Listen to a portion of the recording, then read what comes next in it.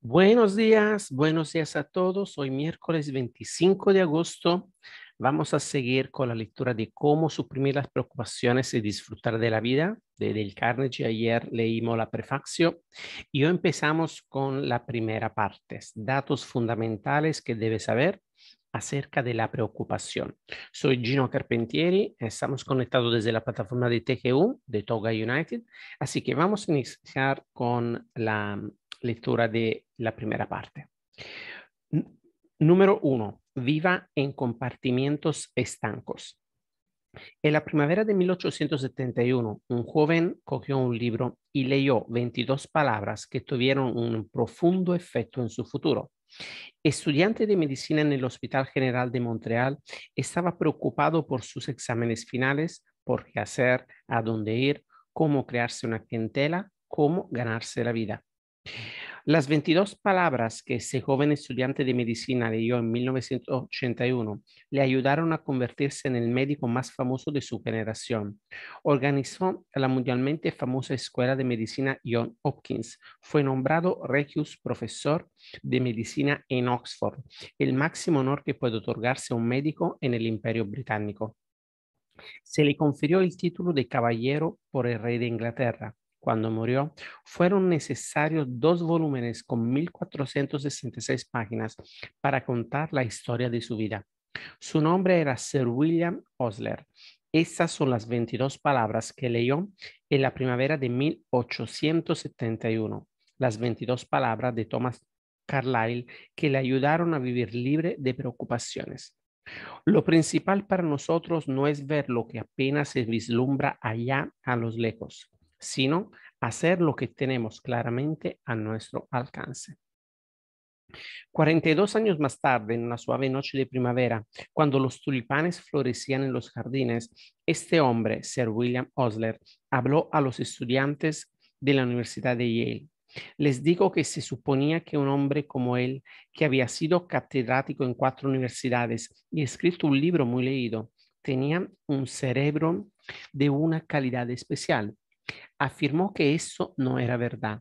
Dijo que sus mejores amigos sabían que su cerebro era el del tipo más mediocre.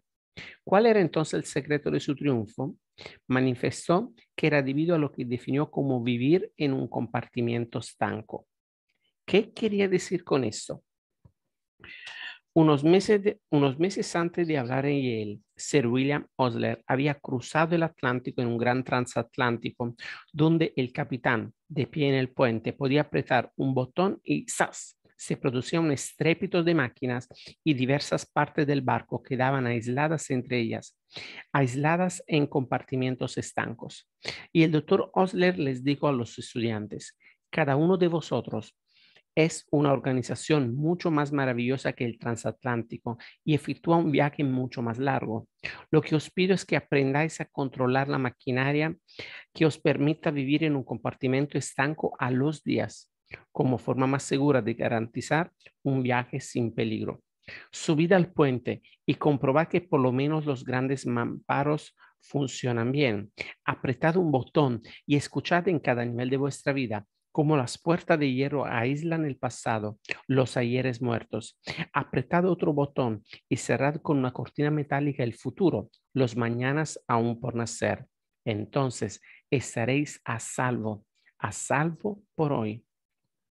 Aislad el pasado, dejad que el pasado entierre a sus muertos, cerrad las puertas a los ayeres que han apresurado la marcha de los necios hasta su triste fin. La carga del mañana, unida a la de ayer, hace vacilar al más fuerte. Aislemos el futuro tan herméticamente como el pasado. El futuro es hoy. No existe el mañana. El día de la salvación es ahora. El despilfarro de energía, la angustia mental y la dolencia nerviosa sigue los pasos de aquel que siente ansiedad por el futuro. Cerrad pues firmemente los mamparos a proa y a popa y disponeos a cultivar el hábito de una vida en un compartimento estanco a los días. Quería decir el doctor Oisler que no hemos de hacer esfuerzo alguno para preparar el futuro.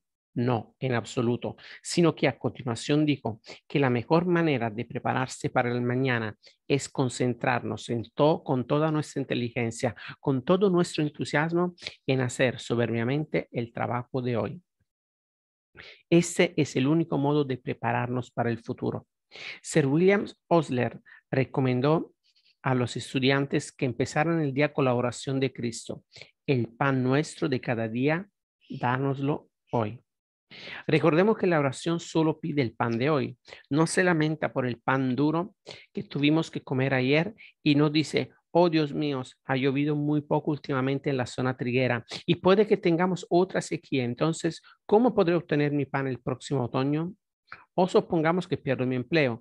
Oh Dios mío, ¿cómo podré conseguir mi pan de cada día? No, esta plegaria nos enseña a pedir solamente el pan de hoy. El pan de hoy es el único pan que podemos comer. Hace años un filósofo sin un centavo deambulaba por un país pedregoso donde las gentes se ganaban la vida de modo muy duro. Un día se congregó una multitud a su alrededor en una colina y él pronunció el discurso probablemente más citado de todos los tiempos. No os cuidéis, pues, del mañana, porque el mañana cuidará de sus propias cosas. Cada día trae su afán.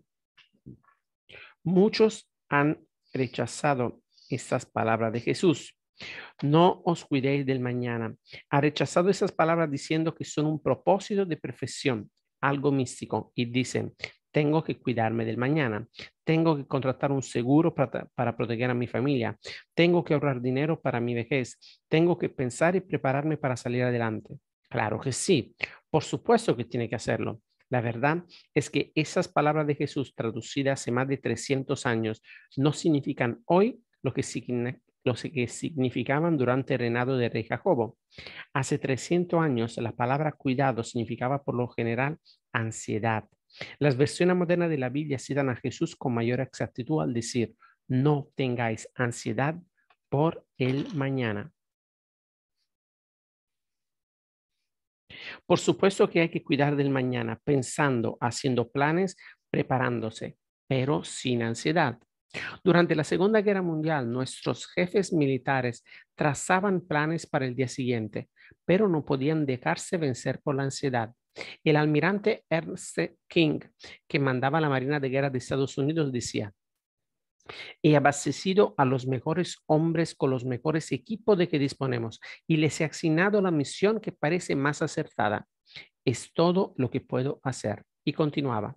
Si han hundido uno de nuestros barcos, no puedo ponerlo a flote. Si está destinado a que lo hundan, no puedo evitarlo. Es mucho mejor que dedique mi tiempo a los problemas de mañana que a angustiarme con los de ayer. Además, si dejo que esas cosas se apoderen de mí, no duraré mucho. En paz o en guerra, la principal diferencia entre un modo de pensar bueno y un modo de pensar malo es esta. El bueno examina las causas y efectos y lleva a trazar planes lógicos y constructivos. El malo conduce con frecuencia a la tensión y a la depresión nerviosa. Tuve el privilegio de entrevistar a Arthur I. Sulzberger, editor de uno de los más famosos diarios del mundo, The New York Times. Sulzberger me contó que cuando la Segunda Guerra Mundial devoraba Europa, se sentía tan aturdido, tan preocupado por el futuro, que apenas podía dormir. Se levantaba muchas veces a medianoche, cogía telas y pinturas y mirándose en un espejo intentaba pintar su autorretrato. No sabía nada de pintura, pero pintaba de todos modos para olvidar su preocupación. Sulzberger me contó también que nunca consiguió eliminar su preocupación y encontrar la paz hasta que adoptó como lema 5 palabras de un himno religioso. Un paso me basta. Conduce, amable luz, guía mis pasos. Lo distante no pido ver. Un paso me basta. Por la misma época, un joven de uniforme en algún lugar de Europa aprendía la misma lección. Se llamaba Ted Benjermino y era de Baltimore, Maryland. De tanto preocuparse había caído en una crisis aguda de fatiga de combate. Ted Benjermino escribió, En abril de 1945 me había atormentado hasta contraer lo que los médicos llaman un colon transverso espasmódico, una dolencia que causa un intenso dolor. Si la guerra no hubiera acabado cuando lo hizo, estoy seguro de que mi derrumbamiento físico hubiera sido completo. Estaba totalmente exhausto. Era suboficial a cargo del registro de sepultura de la División 94 de Infantería. Mi función consistía en llevar y mantener al día el registro de los hombres muertos o desaparecidos en acción y de los hospitalizados. También tenía que ayudar a desenterrar los cadáveres de soldados aliados o enemigos que habían caído y sido enterrados apresuradamente en tumbas poco profundas en plena batalla. Tenía que recoger los efectos personales de esos hombres y encargarme de que fueran enviados a los padres o los parientes más cercanos, para quienes tendrían mucho valor. Estaba constantemente angustiado por miedo a que pudiéramos cometer un grave y embarazoso error. Me angustiaba pensar si saldría de aquello con bien. Me angustiaba pensar si alguna vez podría tener en los brazos a mi único hijo, que tenía 16 meses y a quien aún no conocía. Me sentía tan angustiado y exhausto que perdí más de 15 kilos. Estaba tan desesperado que casi perdí el juicio. Me miraba las manos, eran poco más que huesos y piel. Me aterrorizaba la idea de volver a casa convertido físicamente en una ruina. Me hundía y sollozaba como un niño. Estaba tan trastornado que en cuanto me quedaba solo, me deshacía en lágrimas. Hubo un periodo poco después de que empezara la batalla del Bulge en que lloraba tan a menudo que casi abandoné toda esperanza de volver a ser un ser humano normal. Acabé en un dispensario del ejército. Un médico me dio un consejo que cambió mi vida por completo. Después de hacerme un examen físico completo, me informó de que mis problemas eran mentales. Me dijo: Ted, quiero que piense que su vida es como un reloj de arena. Sabe que hay miles de granos de arena en la parte de arriba del reloj y que todos pasan de forma lenta y regular por el estrecho cuello central. Nada que usted o yo hiciéramos conseguiría que más de un grano a la vez pasara a través de ese cuello sin dañar el reloj. Usted, yo y todo el mundo somos como relojes de arena. Cuando empezamos la jornada, hay cientos de tareas que pensamos que debemos realizar durante el día, pero si no las tomamos de una en una y dejamos que pasen por el día de forma lenta y regular, como los granos de arena pasan por el estrecho cuello del reloj, entonces, indefectiblemente, destruiremos nuestra estructura mental o física. He practicado He practicado en todo instante esta filosofía después de aquel día memorable en que aquel médico del ejército me la ofreció. Los granos de arena de uno en uno, las tareas de una en una. Este consejo me salvó física y mentalmente durante la guerra y también me ha ayudado en mi puesto actual de director de Relaciones Públicas y Publicidad de Ad Crafter Printing y Offset. Me encontré con que en el trabajo surgían los mismos problemas que durante la guerra. Un montón de cosas que hacer inmediatamente y muy poco tiempo para hacerla. Teníamos un nivel de existencias bajo. Había que utilizar nuevos formularios, efectuar nuevas organizaciones de existencias, hacer cambios de dirección, abrir o cerrar oficinas y otros muchos asuntos. En lugar de ponerme tenso y nervioso, recordé lo que el médico me decía. Los granos de arena de uno en uno, las tareas de una en una. Repitiéndome esas palabras a cada instante, llevé a cabo mis tareas de un modo más eficaz e hice mi trabajo sin aquella sensación de aturdimiento y confusión que estuvieran a punto de acabar conmigo en el campo de batalla.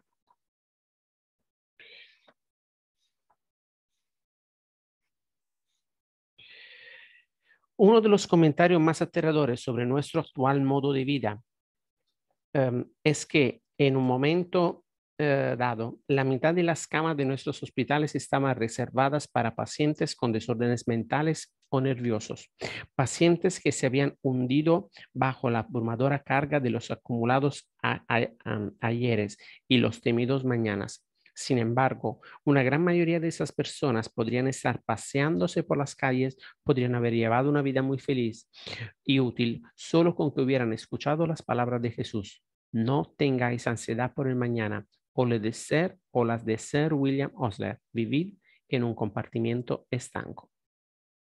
Usted y yo estamos en este instante, en el lugar en que se encuentran dos eternidades, el vasto pasado que siempre perdura y el futuro que se proyecta hacia la última sílaba del tiempo. No podemos de ningún modo vivir en ninguna de esas dos eternidades, ni aún durante una fracción de segundo. Pero al intentar hacerlo, podemos arruinar nuestros cuerpos y nuestras mentes. Por lo tanto, contenémonos con vivir el único tiempo que nos está permitido vivir, desde ahora hasta la hora de acostarnos. Todos podemos soportar nuestra carga, por pesada que sea, hasta que caiga la noche, escribió Robert Louis Stevenson. Todos podemos hacer nuestro trabajo, por arduo que sea, durante un día.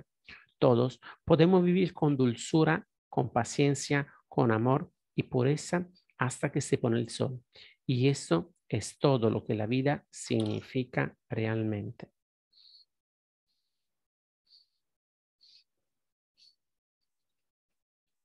Sí, sí, eso es todo lo que la vida exige de nosotros. Pero Shields de Saginaw, Michigan, llegó al borde de la desesperación, incluso al borde del suicidio, antes de aprender a vivir solo hasta la hora de acostarse. Ella me contó su historia de este modo. En 1937 perdí a mi marido. Me sentía muy deprimida y apenas tenía dinero. Escribí a mi anterior patrón, el señor Leon Roch, de Roch Fowler Company, de Kansas City, y conseguí volver a mi antiguo empleo. Anteriormente, me había ganado la vida vendiendo libros a las juntas de enseñanzas urbanas y rurales. Había vendido el coche hace 2 años cuando mi marido cayó enfermo, pero me las arreglé para reunir el suficiente dinero para la entrada de un coche de segunda mano y empecé a vender libros de nuevo. Pensaba que volver a las carreteras me ayudaría a vencer mi depresión, pero conducir sola y comer sola resultó superior a mis fuerzas. Parte de mi zona era escasamente productiva y me encontré con que era difícil pagar los plazos del coche con todo y lo pequeños que eran. En la primavera de 1938 estaba trabajando en los alrededores de Versailles, Missouri. Las escuelas eran pobres, las carreteras malas. Me sentía tan sola y desanimada que en un momento dado incluso pensé en el suicidio. Me parecía que nunca conseguiría tener éxito. No tenía nada por lo que vivir. Me espantaba despertarme cada mañana a enfrentarme a la vida. Tenía miedo de todo. Miedo de no tener bastante para los plazos del coche, miedo de no poder pagar el alquiler de la habitación, miedo de no tener lo suficiente para comer. Temía perder la salud y no tener dinero para el médico. Lo único que me impedía suicidarme fue pensar en el dolor que le causaría a mi hermana y en que no tenía el dinero necesario para pagar el funeral. Entonces un día leí un artículo que me sacó de mi melancolía y me dio el valor para seguir viviendo. Nunca dejaré de ser agradecida a una alentadora frase de ese artículo que decía, cada día es una vida nueva para el hombre sabio. Copié esas palabras y la pegué en el parabrisas de mi coche para verlas todo el tiempo mientras conducía. Descubría que no era tan difícil vivir los días de uno en uno. Aprendí a olvidar los ayeres y a no pensar en los mañanas. Cada mañana me decía, hoy es una vida nueva. He considerado vencer a mi miedo a la soledad, mi miedo a la pobreza. Ahora soy feliz y tengo bastante suerte, un montón de entusiasmo y amor a la vida. Ahora sé que nunca volveré a tener miedo, sea lo que me depare la vida. Ahora sé que no debo temer el futuro. Ahora sé que puedo vivir los días de uno en uno y que cada día es una vida nueva para el hombre sabio. ¿Quién cree que escribió este poema? Feliz es el hombre bien templado, que de hoy se hace dueño indiscutido, que al mañana increparle puede osado. Extrema tu rigor, porque hoy he vivido. Esas palabras suenan modernas, ¿verdad? Sin embargo, fueron escritas 30 años después, 30 años antes de que naciera Cristo. Las escribió el poeta romano Horacio. Una de las cosas más trágicas que conozco de la naturaleza humana es que todos tendemos a posponer la vida. Todos soñamos con un jardín de rosas allá en el horizonte, en lugar de gozar de las rosas que florecen de pie al pie de nuestras ventanas hoy. ¿Por qué somos tan necios, tan trágicamente necios? Stephen Leacock escribió: qué extraña es esta breve procesión nuestra por la vida. El niño dice, cuando sea grande, pero ¿eso qué es? Y el chico grande dice, cuando sea mayor. Y luego ya adulto dice, cuando me case. Pero estar casado, ¿qué es después de todo? El pensamiento cambia a cuando pueda retirarme. Y entonces, cuando llegue el retiro, vuelve la vista al paisaje que ha recorrido, parece barrido por un viento frío.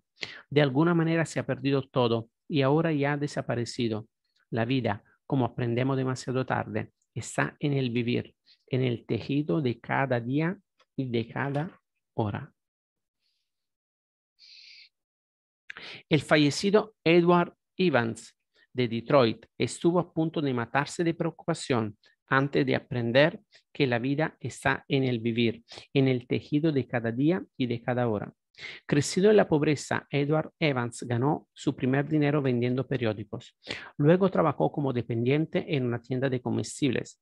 Más tarde, con 7 bocas que alimentar, consiguió un empleo como ayudante de bibliotecario. Aunque la paga era escasa, tenía miedo de dedicar el puesto. Pasaron 8 años antes de que consiguiera reunir el valor para establecerse por su cuenta. Pero una vez decidido y partiendo de una inversión de $55 prestados, construyó un negocio propio que le rendía $20,000 al año. Entonces, se produjo una helada devastadora. Avaló un pagaré de un amigo y el amigo se declaró en quiebra. Tras ese desastre vino otro. El banco en el que tenía todo su dinero se hundió. Evans no solamente perdió cuanto tenía, sino que quedó con una deuda de $16,000. Sus nervios no pudieron resistirlo. No podía dormir ni comer. Era una enfermedad extraña, la preocupación, y nada más que la preocupación fue lo que provocó esta enfermedad. Un día, mientras iba calle abajo, me desmayé y me caí en la acera. Ya no podía caminar. Me metieron en la cama y el cuerpo se me llenó de diviesos. Esos diviesos se desarrollaron hacia adentro, hasta que simplemente estar tumbado en la cama era una agonía. Cada día estaba más débil. Finalmente el doctor me dijo que solo me quedaban 2 semanas de vida. Quedé conmocionado. Redacté mi testamento y tendido en la cama esperé mi final. Ya no tenía sentido luchar o preocuparse. Me dejé ir, me relajé y me dormí. No había dormido 2 horas seguidas desde hace semanas, pero ahora con mis problemas terrenales tocando a su fin, dormí como un recién nacido. Mi agotamiento comenzó a desaparecer. Recuperé el apetito y aumenté de peso. Una semana más tarde podía andar con muletas y al cabo de un mes y medio volví a trabajar. Había estado ganando $20,000 al año, pero ahora me sentía feliz de haber conseguido un empleo de $30 a la semana. Mi nuevo trabajo consistía en vender tacos de lo que se ponen detrás de las ruedas de los coches cuando se envían en vagones de carga por ferrocarril. Había aprendido la lección. Se había acabado el preocuparme, ningún lamento por lo sucedido en el pasado, ningún temor más respecto al futuro. Concentré todo mi tiempo, mi energía y mi entusiasmo en vender aquellos tacos.